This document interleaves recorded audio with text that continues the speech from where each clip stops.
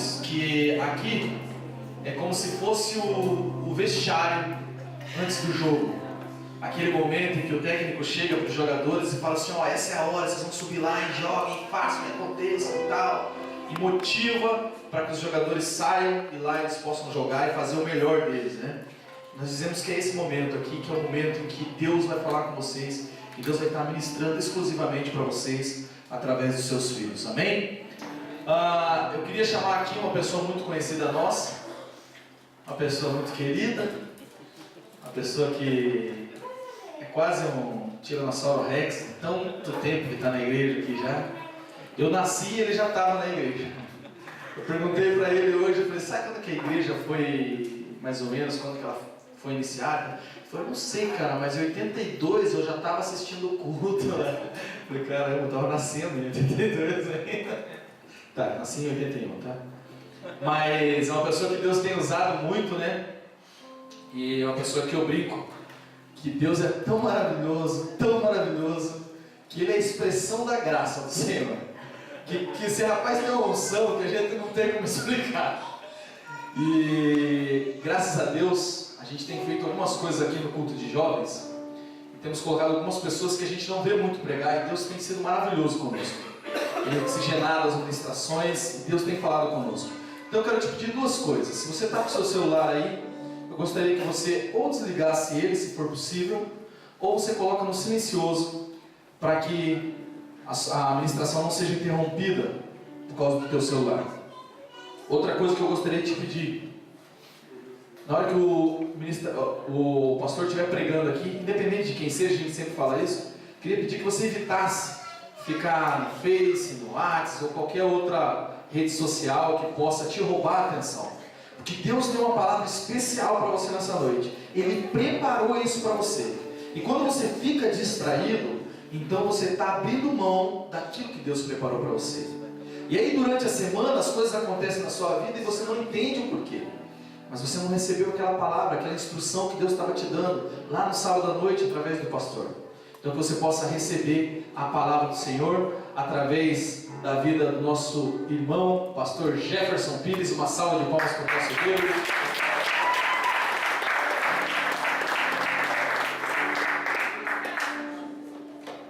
Eu gostei do caderno dele. Ele tinha essa cor bacana. Um merchan já. Porque eu vendo essa marca na minha banca. Boa noite, povo de Deus. Que a graça do Senhor hoje possa ser abundante na sua vida. Amém. Eu só estou aqui porque eu amo a Jesus mais que todas as coisas. Eu aprendi durante o tempo a amar esse nosso Rei, esse nosso Senhor, de uma maneira que eu nem sei explicar. Às vezes quando eu começo a falar de Jesus, a minha voz fica trêmula, as lágrimas vêm, porque a Bíblia diz que Deus amou o mundo de tal maneira que enviou o seu único Filho para que todo aquele que nele crê não pereça, mas tenha a vida eterna. Não há coisa mais linda e mais importante para nós do que ter a vida eterna. Essa vida aqui é bonita, ela é gostosa, muitas vezes ela é sofrida, para alguns muitas vezes ela é dolorida, mas a Bíblia diz que um dia ela vai passar, porque essa vida é muito breve, é muito curta, é muito pequenininha. Quando você pisca os olhos, você já está com 40, que nem eu, você já está com 50, com 60, e parece que foi ontem. O Fabrício falou que eu sou um dinossauro. Nem tanto, irmão. Por que eu estou de boné? Eu estou de bonézinho assim. Mas eu vou tirar. De boné, 35, dá pra dizer aí. 30, vai, 30. De boné. Tirou o boné, 45. Por isso que eu vi, mas eu vou tirar. Eu sou eu mesmo, vai. Esquenta a cabeça, mas... E o Fabrício disse, mas assim... pode ser, quando eu tinha 5 anos, eu gostava de assistir o culto no outro lado da rua, em 1981. Somente um que está aqui em nosso meio hoje estava naquela época, que eu acho que é o mais antigo. Ele, a Denise, desculpa, Denise, o André, a Denise, o Alberto e eu. Somos já daquela época. A igreja começou mais ou menos em novembro de 80. André, se não me deixa falhar a memória. Em 81, já lembro dos cultos, e eu adorava ver a pastora Sula expulsando demônios. Eu ficava ali, ó, maluco, adorava quando caía no chão e rolava. Caía tanto, né, naquela época. E eu cresci assim, até esses dias eu preguei no culto e falei, poxa, eu queria ser um cara que nem alguns amigos que eu tenho aí por aí, que são cantores, pregadores, que quando vão pregar, eles têm um testemunho assim, porque eu fui traficante, eu fui bandido, Deus me alcançou lá. É legal, é muito bonito esse testemunho, mas eu falei, Senhor, eu não tenho. O meu testemunho, eu sempre tive contigo, eu nasci crente, cresci crente, amém, permaneço crente, nós vamos ser crentes até a volta de Cristo, amém? Lógico que uma hora ou outra a gente deu umas pisadas na bola no passado, né? Tanto é que Deus ama tanto que quem Ele ama, Ele puxa a orelha, Ele corrige. Deus me puxou a orelha uma vez tão duro, com um tiro na cabeça. Eu levei um tiro na cabeça quando eu tinha 17 anos, mais ou menos. E meu pai me consagrou na igreja, cresci com ele, cantando, louvando, para todo lugar que ele ia, aqui na igreja. Quando eu tinha 12 anos, cantei a primeira vez aqui na igreja, nem nunca mais cantei. Porque a pastora e o pessoal me chamou de horrível. Falou assim, que horrível esse menininho cantando. Ridículo, só grita. Daí eu nunca mais cantei. Fui voltar a cantar depois que aconteceu isso do tiro na cabeça. Na frente da minha casa tem um colégio, eu moro lá até hoje, e eu andava meio assim, pisando na bola, sabe? Com a vida com Cristo. E fiz algumas coisas bem erradas.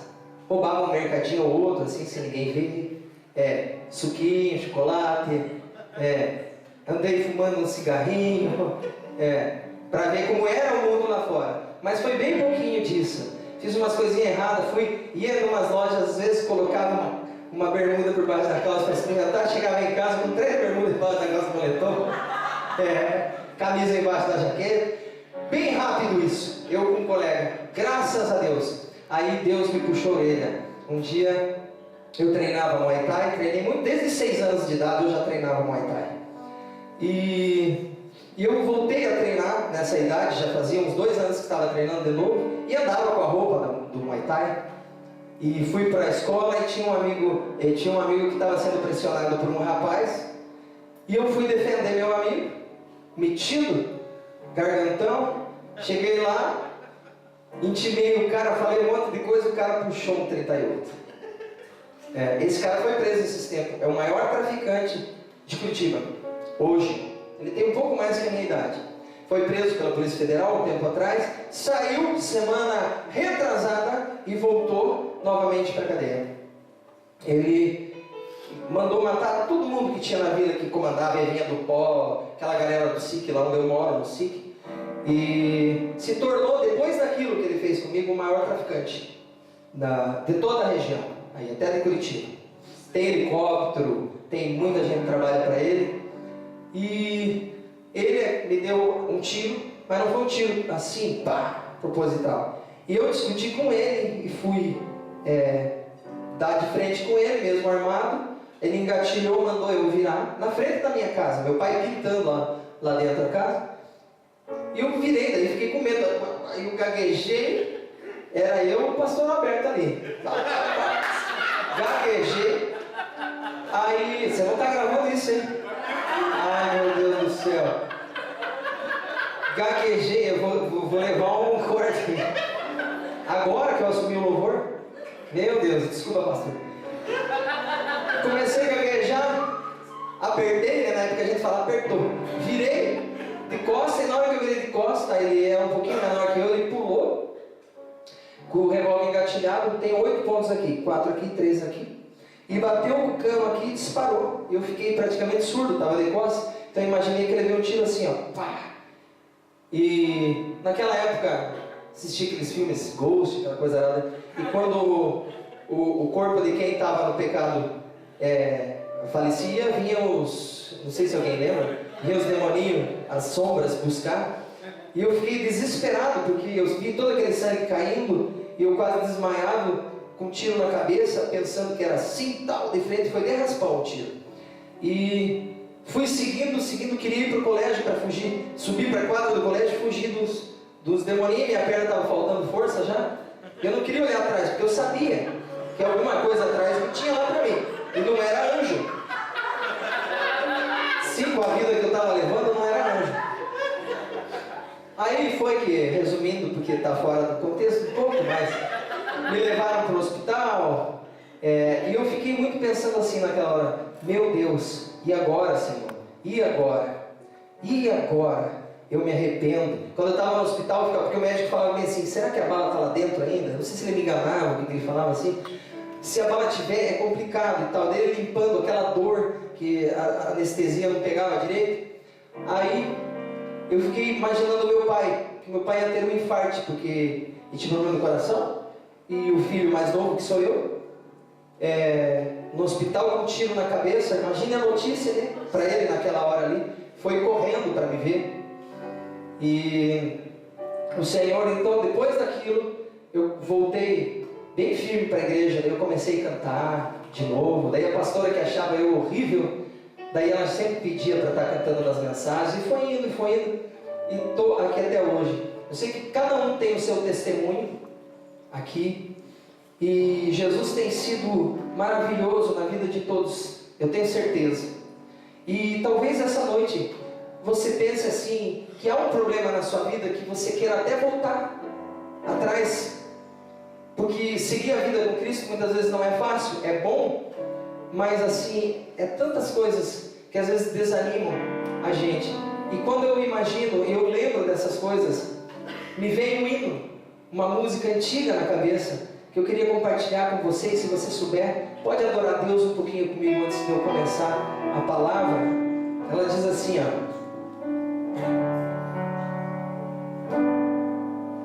há momentos que na vida pensamos em olhar atrás, é preciso pedir ajuda para poder continuar, e clamamos o nome de Jesus,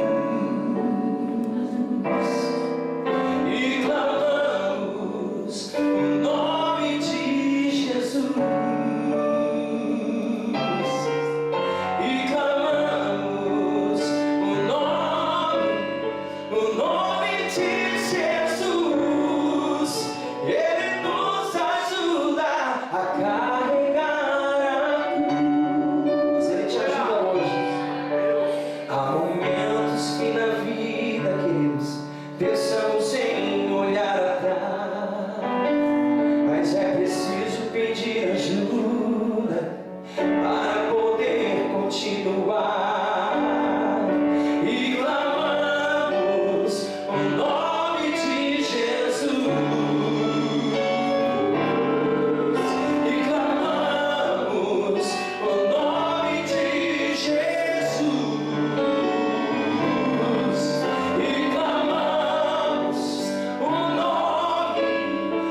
nome de Jesus. Ele nos ajuda a carregar a cruz. Ele está falando para você essa noite que Ele te ajuda. Qual que é a sua dor? Aonde você parou no seu caminho? Aonde o teu olhar está fixo para trás, que está te atrapalhando de seguir esse caminho com Ele? Ele é o caminho, a verdade e a vida, não há outro caminho. Talvez você olhe ao seu lado, tenha um caminho assim largo e bonito, cheio de coisas maravilhosas que o mundo tem apresentado, mas Jesus tem um caminho que é uma cruz que você tem que carregar. Cada um carregue a sua cruz e siga. No final desse caminho, quando ele chegar no final, você vai receber a tua recompensa. Pois Ele preparou um lugar maravilhoso para mim e para você, para morar com Ele eternamente, para todo sempre. Toda essa dor, toda essa depressão, todos esses problemas que têm acompanhado a humanidade vão cessar na nossa vida um dia, e nós vamos viver para sempre com Ele. O Pai quer te abraçar essa noite, amém? Amém. Diga para o seu vizinho assim, ó, para aquele que está do seu lado: o Pai anseia para abraçar o seu filho. Amém. Glória a Deus. Pode ficar aí também. Amém? Aleluia. Glória a Deus. Lucas, para quem trouxe a sua Bíblia, Evangelho de Lucas, capítulo 15, verso 18, diz assim: se alguém achou, dá uma glória a Deus aí. Glória a Deus. Amém, amém, irmão. Você nasceu para glorificar o Senhor. Essa boquinha linda que você tem aí é para adorar Ele com aleluias, com glórias, com louvado seja, com maravilhoso, com soberano. Amém? Lucas 15, 18.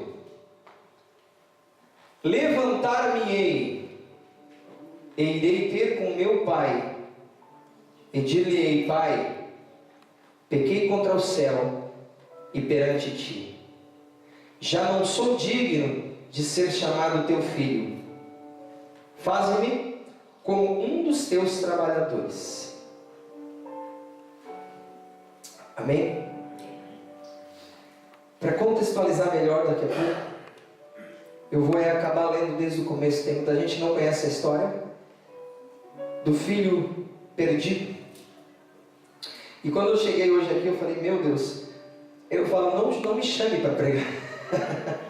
Porque não é fácil você vir na frente de pessoas. Para mim é fácil cantar, falar não é. E sabendo que tem pessoas aqui na igreja que precisam receber algo, mas algo divino quando eles vêm.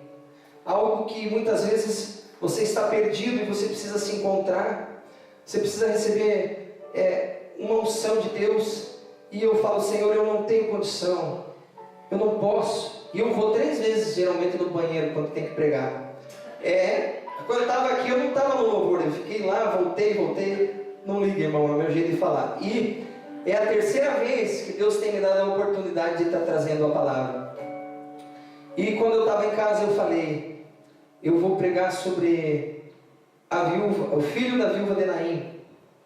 Aí eu falei: não, Senhor, eu senti no coração de ministrar com uma primeira mensagem que eu preguei um pouco dela. E o Senhor que me guia, que é o Espírito Santo, disse a mim que abra a tua boca que eu vou tocar, que eu vou falar. Amém. Abra a sua boca aonde você estiver, que o Senhor vai curar por você. O Senhor vai pregar por você, seja na faculdade, seja na escola, seja no campo de futebol, Júlio, seja na sua empresa. Abra a sua boca, que o Senhor vai encher ela e vai transformar vidas, vai salvar vidas, vai libertar os cativos, porque é só Ele que pode fazer isso. Nós, na nossa fraqueza e insignificância, não podemos fazer nada. Eu vou ler com você no começo. Um certo homem, 15:11, tinha 2 filhos. O mais moço deles disse ao pai: Pai, me dá a minha parte da fazenda, que a mim pertence, que eu quero vazar. Né? Não é isso que está escrito, mas é mais ou menos isso, né? E então o pai repartiu a parte da fazenda, da herança, e deu a ele. E poucos dias depois, o filho mais novo juntou tudo, e partiu para uma terra longínqua, e ali desperdiçou toda a sua fazenda, vivendo dissolutamente. E havendo ele gastado tudo, houve naquela terra uma grande fome, e começou a padecer necessidades. E foi, e chegou-se a um dos cidadãos daquela terra, o qual o mandou para os seus campos a apacentar os porcos. E desejava encher o seu estômago com as bolotas que os porcos comiam. Mas ninguém lhe dava nada. E caindo em si disse: quantos trabalhadores de meu pai têm abundância de pão, e eu aqui pereço de fome. Levantar-me-ei, e irei ter com meu pai, e direi: Pai, pequei contra o céu e perante ti, já não sou digno de ser chamado teu filho. E levantando-se, foi para o seu pai. Quando ainda estava longe, viu o seu pai, e se moveu de íntima compaixão, e correndo, lançou-se-lhe ao pescoço e o beijou. E o filho disse: Pai, pequei contra o céu e perante ti, e já não sou digno de ser chamado teu filho. Mas o pai disse aos seus servos: trazei depressa a melhor roupa, e vestilho, e põe-lhe um anel na mão, e sandálias nos pés. E tragam o bezerro preparado, e matai-o, e comamos, e alegramos-nos, porque este meu filho estava morto, e reviveu, tinha se perdido, e foi-se achado. E então começaram a se alegrar. Jesus, ele estava pregando, contando essa parábola. Jesus era um contador de parábolas, que parábolas são histórias que ele usava para ilustrar o reino de Deus. Ele criava para alcançar a vida dos seus irmãos. E ali estavam publicanos e pecadores, e também um pouco a longe os fariseus, olhando e falando assim: mas esse homem senta com os pecadores? Glória a Deus que Jesus se assenta conosco. Amém. Que um dia sentou-se à nossa mesa. E Jesus falava ali acerca mais ou menos de 16 para 16 mil pessoas que estavam ouvindo. E Jesus começa a falar a respeito do reino de seu pai nessa parábola. E ele começa a parábola dizendo que numa casa havia um pai e 2 filhos. E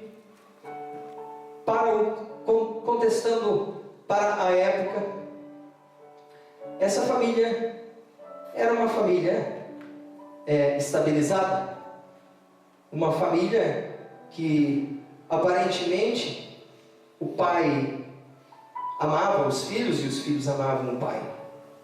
Mas entrou no coração do filho mais novo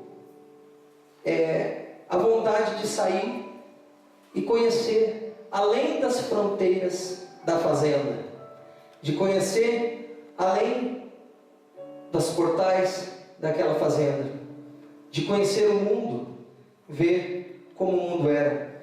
E então o filho chega para o pai e pede para o pai a parte dele da herança. E eu creio que isso, principalmente naquela época,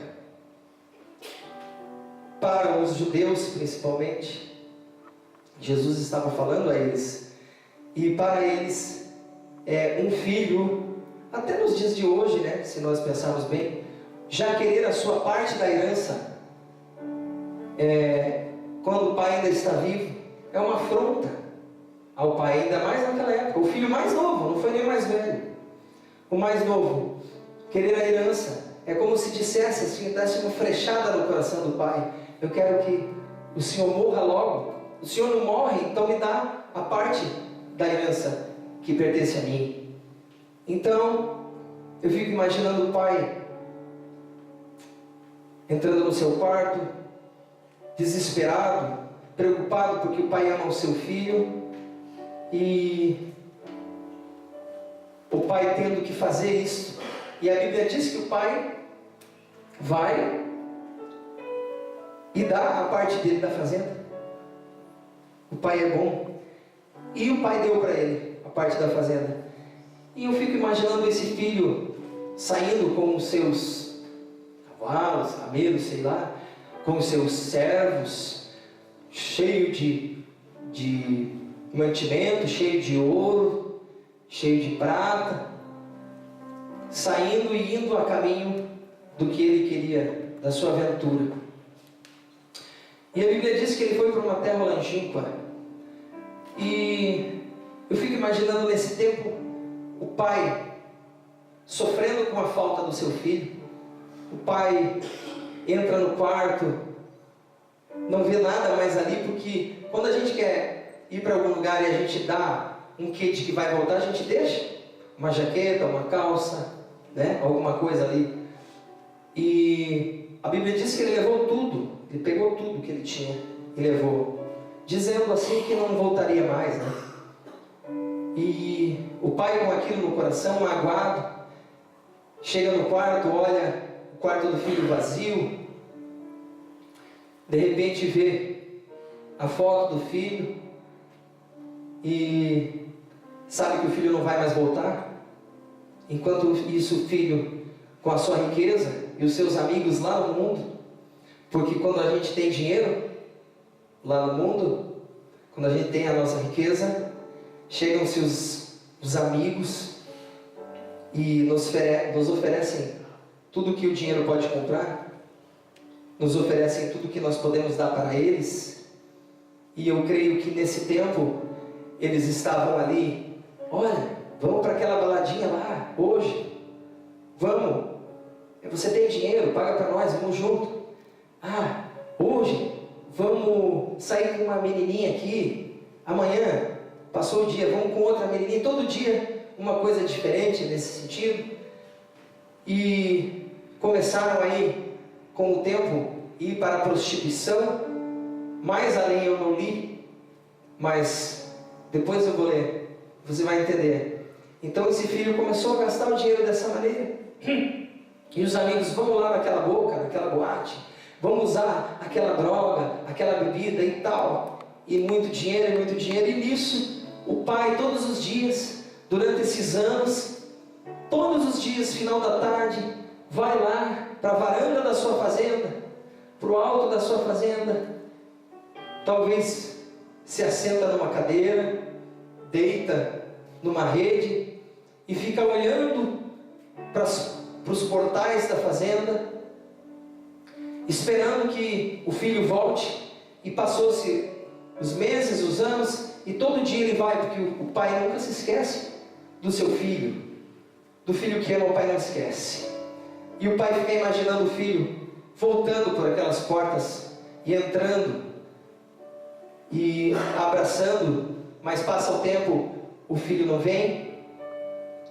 E quem sabe um dos seus servos, do seu pai, está ali do lado dele e fala, espera um pouquinho, ele vai voltar. E passa o tempo, ele não volta, e o filho está longe. Aí passa outro dia, o pai vai lá e o servo vai e vê ele enxugar as suas lágrimas, mas daí ele tem que entrar para dentro de casa, ainda ele tem que sorrir ainda dentro de casa, porque ele está triste por um filho que se foi, mas tem mais um que está lá dentro que ele tem que dar atenção. E esses filhos eram filhos que se amavam, mas tinham pensamentos diferentes, e porque um trabalhava para enriquecer o seu pai e o outro trabalhava para o seu auto-enriquecimento. E esse que trabalhava para o seu auto-enriquecimento está lá com metade de tudo que era dele, do seu pai, e começa a gastar. E o tempo passa, e a Bíblia diz que ele foi para uma terra longínqua, e naquela terra começou a haver uma grande fome. E eu fico imaginando o dinheiro acabando, porque acaba, né? O dinheiro acaba muito fácil. E o dinheiro foi acabando, e aqueles amigos que estavam com ele todo dia, vamos aqui, vamos lá, pá, já começam a ir embora, e ele fica sozinho, sem mulher, sem bebida, sem menininha, sem prostituta, sem nada. E ele começa a passar fome. A Bíblia diz que ele sentiu necessidades. Então, alguém vem, talvez um desses amigos que já estão indo embora, e fala para ele: tem um fazendeiro ali que está precisando de alguém para trabalhar com ele, você está precisando de dinheiro, vai lá. E o cara vai e me apresenta um serviço para ele, que para os judeus é uma humilhação, e foi cuidar de porcos. Então essa pessoa pegou ele para ser trabalhador da sua fazenda, para ir cuidar de porcos.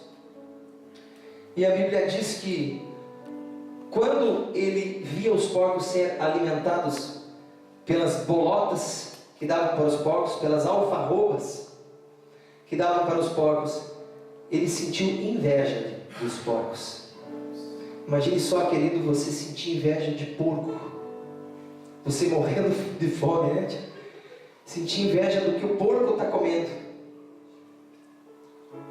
Olha a vida que ele estava levando. A Bíblia também nos mostra que porcos, onde eles estão, é lugar onde que demônios querem ir. Pois uma vez, no livro de Mateus, Jesus foi expulsar demônios de um endemoniado, e ele pediu para que fosse, para aquela legião, lança-nos nos porcos que estavam ali, naquele lugar. Os porcos, demônios, eles estavam em habitação de demônios, e ainda com fome, estavam um escravo, porque a Bíblia diz que ele pediu para comer das alfarrobas, e ninguém lhe dava nada, como nós lemos. Ele estava como um escravo ali. Eu não sei se você tem sido escravo de um pecado, se você tem sido escravo por estar afastado do Senhor. Eu não sei onde você tem andado, mas muitas vezes eu estava andando e eu vinha na igreja, e eu estava afastado nessa época.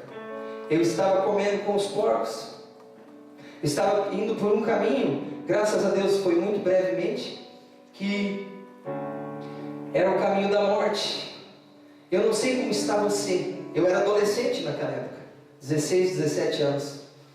E então ele se lembrou de algo muito importante ali onde ele estava, porque maior que a riqueza que o pai pode dar para um filho, ainda é a consciência que ele pode deixar no seu filho. E naquela hora ele se lembrou que o seu pai era justo.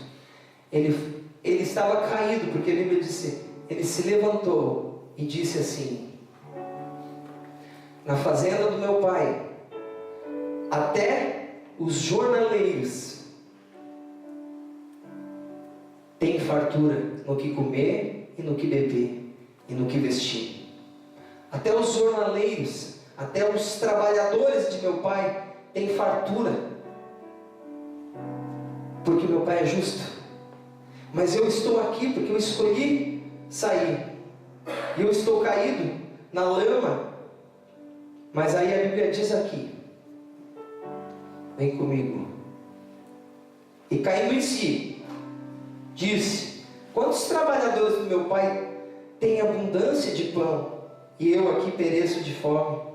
Levantar-me-ei e irei ter com o meu pai, e dir-lhe-ei: pai, pequei contra o céu e perante ti, já não sou digno de ser chamado teu filho, faze-me como um dos teus trabalhadores. A consciência dele. Então ele se levantou e foi. E essa caminhada de voltar a pé, sem um calçado no pé, cabeludo, unhas grandes, sujo, maltrapilho, que nem um mendigo, ele resolve voltar, porque ele se lembra da fazenda. Ele volta, e ele vem vindo, e ele vem caminhando devagar, pois está com fome, com certeza demora dias, quem sabe meses, até chegar. Mas quando ele chega nos portais, não é portais que falam aquela porta de fazenda, né, aqueles portões, os portões da fazenda, eu fico imaginando ali, ele pensando: e agora? Entro Porque ele vem ensaiando um texto, não veio? Irei ao meu pai e direi a ele que não sou digno de ser chamado seu filho. Pequei contra o céu e pequei contra ti. Então, eu acho que ele vem ensaiando esse texto e chega ali, ele fala, e aparece para ele, naquele momento, abre-se para ele duas portas, naquele portão. A porta da humilhação, que a porta da humilhação é a porta da excelência, que ele vai se humilhar ao seu pai para poder voltar para a sua casa. E abre-se para ele a porta do orgulho, entre a entrada ou não, que para nós é a porta da mediocridade. É a porta da mediocridade. Bom, eu não vou voltar porque vão me ver desse jeito, maltrapilho, vão me ver fedorento, vão me ver sujo, meu irmão vai olhar para mim, vai falar um monte de coisa para mim, meu pai não sei se vai me aceitar de novo. Mas ele passa pela porta da humilhação, ele abre aquele portão da fazenda, e o seu pai, que todos os dias esperava, que nunca cessou de esperar o filho, lá no alpendre, na fazenda, da sua fazenda, na sua varanda, lá de cima, ele olha e começa a olhar todos os dias, e aí ele, no seu coração, meu filho vai voltar, meu filho está voltando, meu filho está voltando, deixa um bezerro preparado. Quem sabe todos os meses ele mandava deixar em certos dias um bezerro preparado para a volta do seu filho. E de repente ele olha alguém cabisbaixo de longe, todo maltrapilho, passando por aquela porta, e ele diz o seu servo do lado, ele fala, olha lá, é ele, eu não falei que ele ia voltar, é ele, é o meu filho. E o servo, não, Senhor, o seu filho se veste como um príncipe, o seu filho ele é bonito, o seu filho é forte, ele ganhou a vida lá fora, ele teve sucesso. Não, o pai olha, não, é meu filho. Sabe por quê, querido? Porque o pai, ele conhece o filho, não importa a situação que o filho está, ele olha de longe a silhueta do filho e ele conhece que é o filho.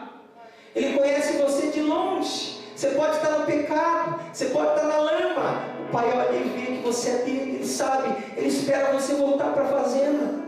E o filho atravessando, passando, o pai olha e de repente dá uma alegria no coração do pai, e o pai se levanta, a Bíblia diz, e sai correndo ao encontro do seu filho. O pai vai correndo, e a Bíblia diz aqui que ele lança-se ao pescoço do seu filho e começa a beijar o seu filho, aquele filho que veio fedorento, todo rasgado, há anos daquele jeito, todo feio. O pai reconhece, o pai abraça, o pai beija o seu pescoço, o pai beija o seu rosto, o pai beija as suas mãos, o pai até se ajoelha perto dele e abraça, e ele cai com ele no chão de tanta alegria e diz para ele, volta filho, volta, eu te espero faz tanto tempo. E o filho dá aquele discurso daí para o pai, e o filho disse ao pai no versículo 21, pai, pequei contra o céu, perante ti já não sou digno de ser chamado teu filho. Aí o pai diz para ele, para filho, não diz mais isso, esse teu discurso já é falido, você é meu filho. O pai diz assim para ele, e disse o pai, mas o pai disse aos seus servos, trazei a melhor roupa, trazei um anel, trazei uma sandália. Quando ele chega, todo daquele jeito, o pai abraça ele, e ainda diz para ele, que devolve um anel para ele, porque quando ele foi e levou a sua herança, ele deixou o anel, ele deixou o anel, e o pai manda que os seus servos trouxessem um anel para ele. Então o pai manda colocar o anel na sua mão, o pai manda trazer vestes brancas, o pai manda trazer uma sandália, porque ele estava descalço, ele estava vivendo como escravo, mas é como se o pai estivesse falando para ele, você não é escravo, você não vai voltar a ser como um trabalhador, como um jornaleiro, você vai voltar a ser filho, porque você nunca deixou de ser filho. Filho não é escravo, filho não é trabalhador,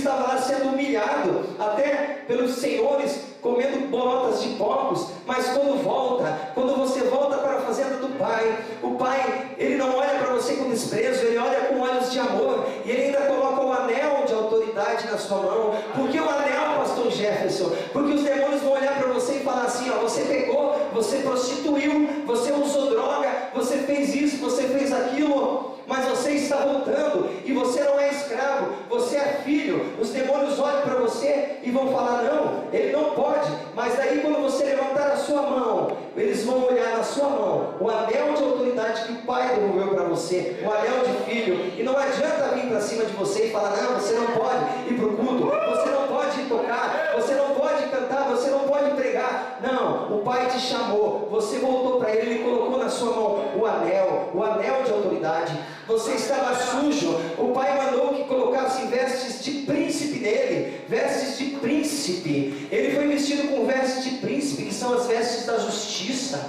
O Pai dá justificação para você.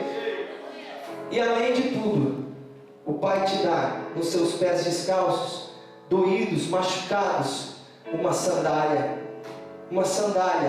porque você não é mais escravo. Quem não usa sandália é escravo.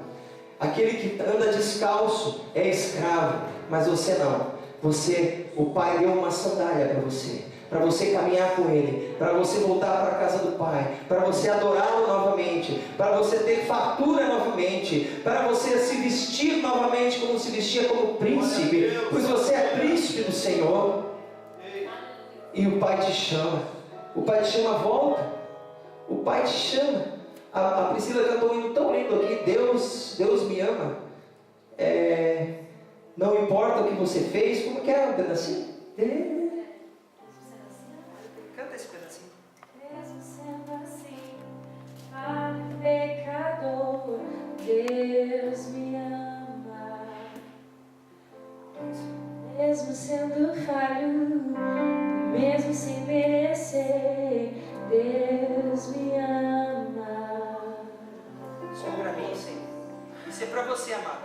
Se estou forte, se eu estou de pé, Deus me ama.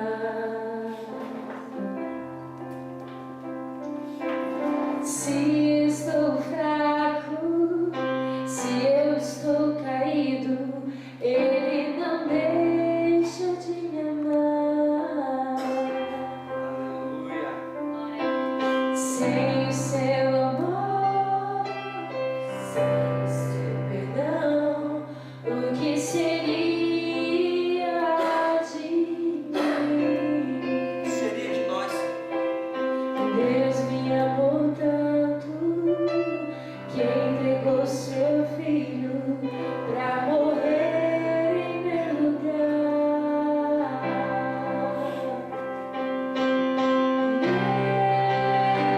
Deus me ama e o seu amor é tão grande e incondicional. Deus me ama, que Ele está sempre de braços abertos para mim. Deus te espera hoje com os braços abertos. Ele não te despreza. Pode ser até que você, na casa do Pai voltando, tem alguém que te despreze. Tem alguém que olhe e fale assim, mas ele pecou, ele gastou o dinheiro com as prostitutas. Aqui o irmão dele, quando ele voltou, disse isso. Quando o pai esperava com um bezerro cevado, que já estava preparado para aquele momento, o pai mandou que fizesse uma festa. Foi feita uma festa. Mataram o bezerro cevado. Houve cânticos, houve música. Todos se alegraram, pois o pai disse que esse filho estava morto e reviveu. Tinha se perdido e foi achado. Mas esse filho tinha um irmão mais velho, que quando ele voltou não aceitou ele chegando. Não aceitou que o pai fizesse uma festa com música e com um bezerro preparado para a festa para ele. E quando foi feito isso, o filho chegou e perguntou assim: o que está acontecendo? Falaram para ele toda essa história que aconteceu. Seu irmão voltou. E o filho saiu e não quis entrar na festa para compartilhar da alegria. Então o pai saiu, preocupado com o filho, e insistia para que o filho voltasse. E o filho disse ao pai assim: pai, eu estou tanto tempo contigo, pai, e o senhor nunca me deu um cabritinho para matar, para eu me festejar com meus amigos? Nem um cabritinho o senhor me deu. Agora vem esse meu irmão, que gastou todo o seu dinheiro com as prostitutas, e o senhor mata o bezerro cevado, faz uma festa, contrata os músicos. E o pai disse a ele: filho, você sempre esteve comigo, tudo que eu tenho é teu, tudo que eu tenho é teu. Mas era justo nós nos alegrarmos, porque esse teu irmão estava morto e reviveu, estava perdido e foi achado. E então fizeram festa. O que eu quero dizer com isso? Que não importa o que você fez, se você se arrepender e passar pela porta da humilhação, como passou este filho, atravessar por ela, se arrepender e contar ao pai: pequei, pai, contra o céu, porque todo pecado primeiramente é contra o céu. Pequei contra o céu e perante ti, e não sou digno de ser chamado filho.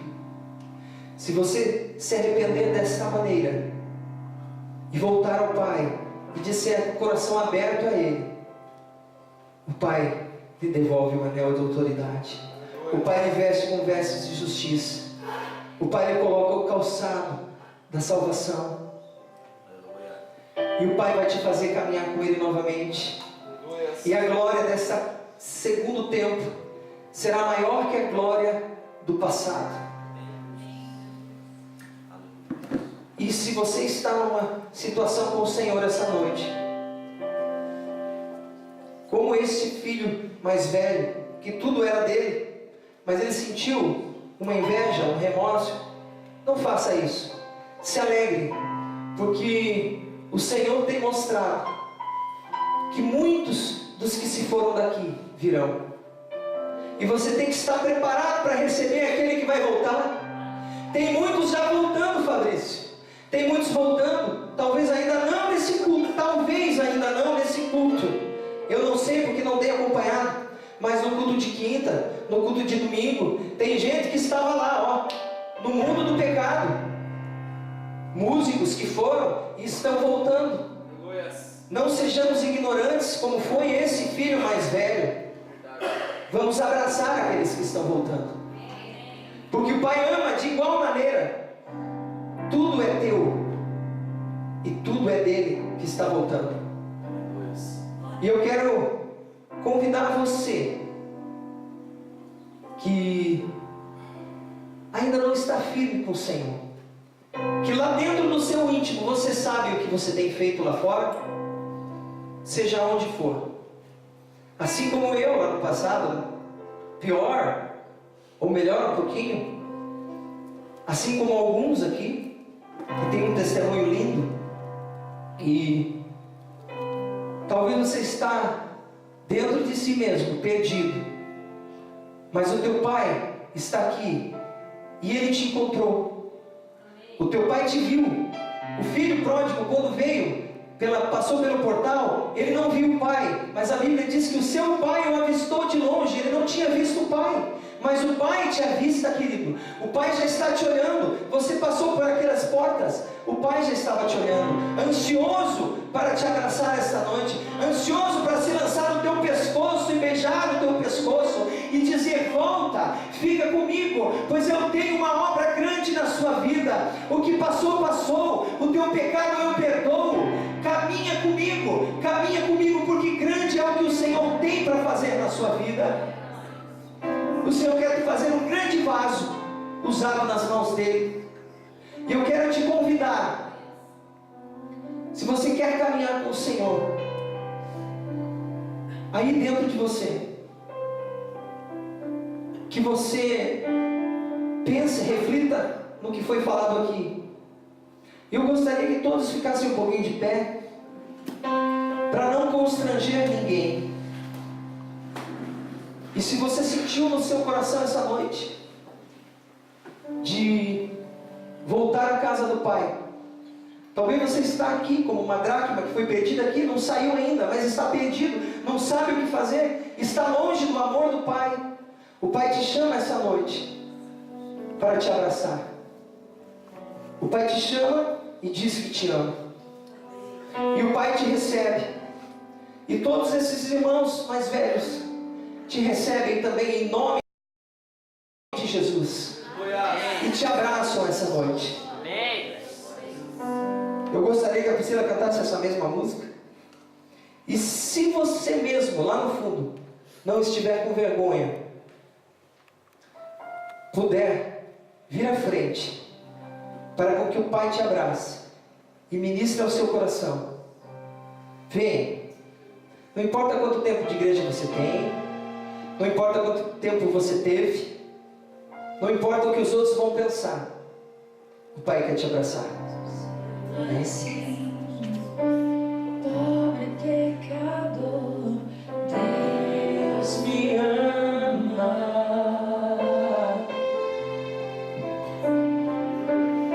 Mesmo sem